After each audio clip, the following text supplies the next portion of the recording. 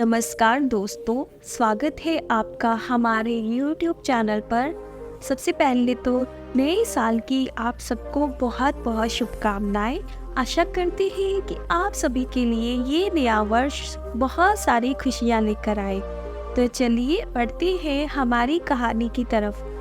कहानी में बढ़ने से पहले मैं आपको एक चीज़ बताऊं कि आज की कहानी हमारे बहुत स्पेशल होने वाली है, क्योंकि मुझे लगता है कि ये कहानी से हम बहुत सारे लोग रिलेट करते होंगे। और प्लीज़ इस कहानी को लास्ट तक ज़रूर सुनिएगा, ये आपको बहुत मोटिवेट करने वाली है। और अच्छी लगी तो लाइक ज़रूर करिएगा। तो चलिए बढ़ते हैं अपनी कहानी की तरफ। ये कहानी है एक परेशान आदमी की, जो काफ़ी दिनों से बहुत परेशान रहने लगा था, बिल्कुल आप ही की तरह। और इस वजह से वह बहुत चिड़चिड़ा हो गया था और बहुत तनाव में रहने लगा था। और वो इस बात से परेशान था कि घर का सारा खर्च उसे उठाना पड़ता है। घर की सारी जिम्मेवारी सिर्फ उसी के ऊपर है। और तो और किसी ना किसी का उसके घर पे आना जाना भी लगा रहता था, जिससे वह बहुत परेशान था। इसी बातों से वह बहुत परेशान रहने लगा था और इसी वजह से वह अपने बच्चों को भी डांटता रहता था और छोटी मोटी बातों से वह अपनी पत्नी से भी झगड़े करता रहता था। एक दिन उस आदमी का बेटा उसके पास आया और बोला, पापा मुझे होमवर्क करवा दीजिए। वह आदमी तो पहले से ही परेशान था, उसने अपने बेटे को डांट कर भगा दिया। लेकिन कुछ देर बाद जब उस आदमी का गुस्सा ठंडा हुआ तो वो अपने बेटे के कमरे में गया, तो उसने देखा कि उसका बेटा सोया हुआ था और उसके बेटे के हाथ में उसकी होमवर्क बुक थी। और उस आदमी ने उस बुक को हटाकर साइड में रखा, तो उस आदमी की नज़र उस होमवर्क के टाइटल पर पड़ी। उस होमवर्क का टाइटल था कि जो चीज़ें हमें पहले अच्छी नहीं लगती लेकिन वो बाद में हमें अच्छी लगती है। इस पर उस लड़के को एक पैराग्राफ लिखना था, जो कि उस बच्चे ने लिख लिया था। उसके पापा ने उसका पैराग्राफ पढ़ना शुरू किया। उस बच्चे ने लिखा था कि मैं अपने फाइनल एग्जाम को धन्यवाद देना चाहता हूँ, जो कि मुझे पहले तो बिल्कुल अच्छे नहीं लगते हैं, लेकिन उस एग्जाम के बाद मुझे छुट्टियां लग जाती है। मैं उन कड़वी स्वाद वाली दवाइयों को भी धन्यवाद देता हूँ, जो कि शुरू में तो मुझे कड़वी लगती है लेकिन बाद में इन्हीं की वजह से मैं ठीक हो जाता हूँ। मैं सुबह सुबह बजने वाली उस अलार्म घड़ी को भी धन्यवाद देता हूँ, जो कि मुझे पहले तो बिल्कुल अच्छी नहीं लगती, लेकिन वही तो मुझे बताती है कि मैं जिंदा हूँ। और मैं उन ईश्वर को भी धन्यवाद देता हूँ जिसने मुझे इतने अच्छे पापा दिए, जो पहले तो मुझे डांटते हैं। उनकी डांट भी मुझे अच्छी नहीं लगती है, लेकिन उनकी डांट ही तो मुझे जिंदगी में आगे बढ़ाती है।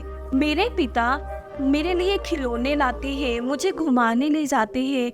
मैं इस बात से बहुत खुश हूँ कि मेरे पास आखिर पिता तो है, क्योंकि मेरे दोस्त रोहन के पास तो उसके पिता ही नहीं है। बच्चे का होमवर्क पढ़ने के बाद तो वो आदमी जैसे नींद से जाग गया। उस आदमी की आंखें खुल गई, उसकी तो जैसे सोच ही बदल गई।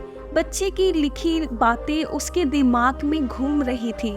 थोड़ी देर के बाद वो आदमी शांत हुआ। उसने एक पेन और पेपर लिया और अपनी परेशानियों के बारे में लिखने लगा।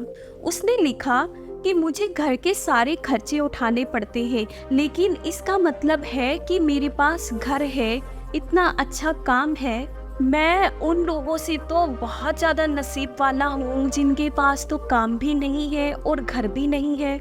उस आदमी ने लिखा कि मुझे घर की जिम्मेवारी उठानी पड़ती है, इसका मतलब ये है कि मेरे पास परिवार है, बीवी है, बच्चे हैं और भरा परा परिवार है। मैं उन लोगों से तो बहुत ज़्यादा नसीब वाला हूँ जिनके पास घर परिवार ही नहीं है और जो दुनिया में बिल्कुल अकेले हैं। हर रोज़ मेरे घर कोई ना कोई मित्र या फिर रिश्तेदार आया रहता है।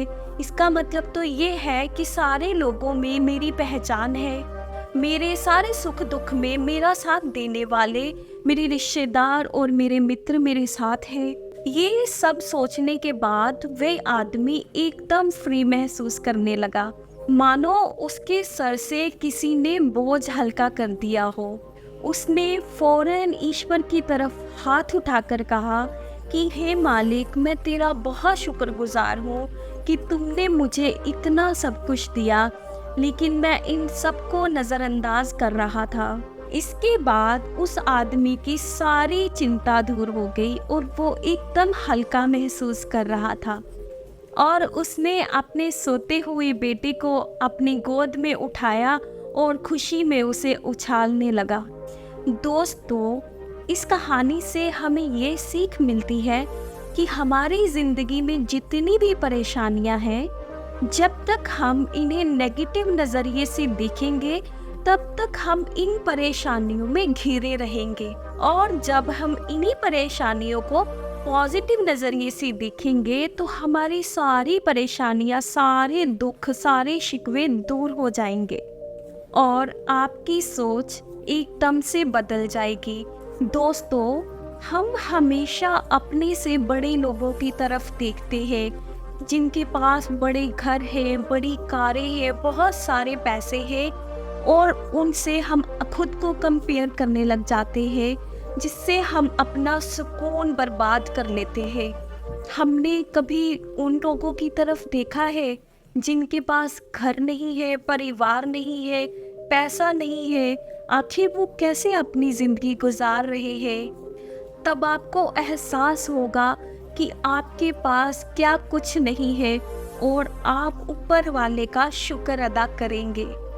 दोस्तों, अगर आपको आज की हमारी ये कहानी अच्छी लगे तो वीडियो को लाइक ज़रूर कर दीजिएगा और हमारे चैनल को सब्सक्राइब भी करिएगा।